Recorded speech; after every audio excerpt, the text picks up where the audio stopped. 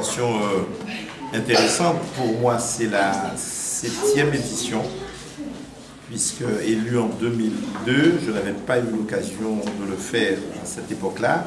Élu en juin, le Parlement des enfants, c'est au courant du mois de mai. Donc 7e édition. C'est une belle tradition, une belle habitude, et c'est une tradition qu'il faut absolument préserver.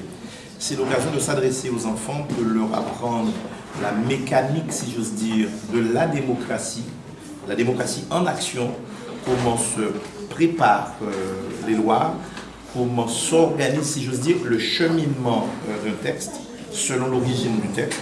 Si c'est un député, c'est une proposition de loi. Si c'est le gouvernement, c'est un projet de loi.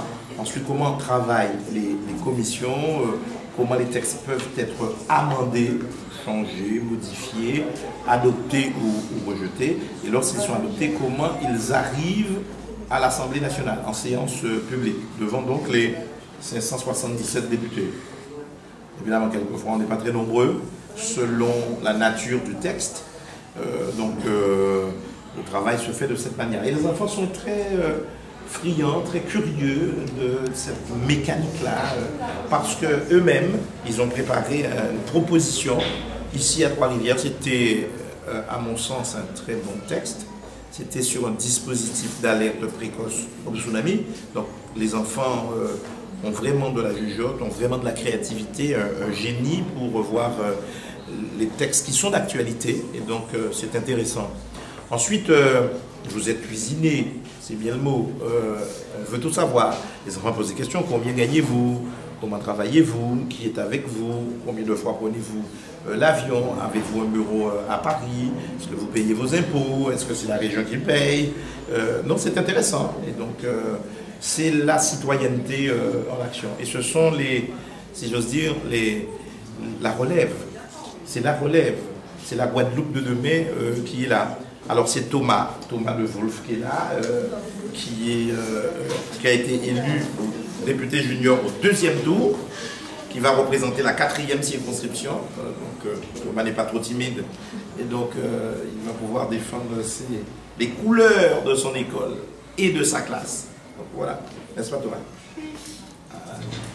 Merci. Tu veux dire quelque chose? Est-ce que tu te sens prêt pour...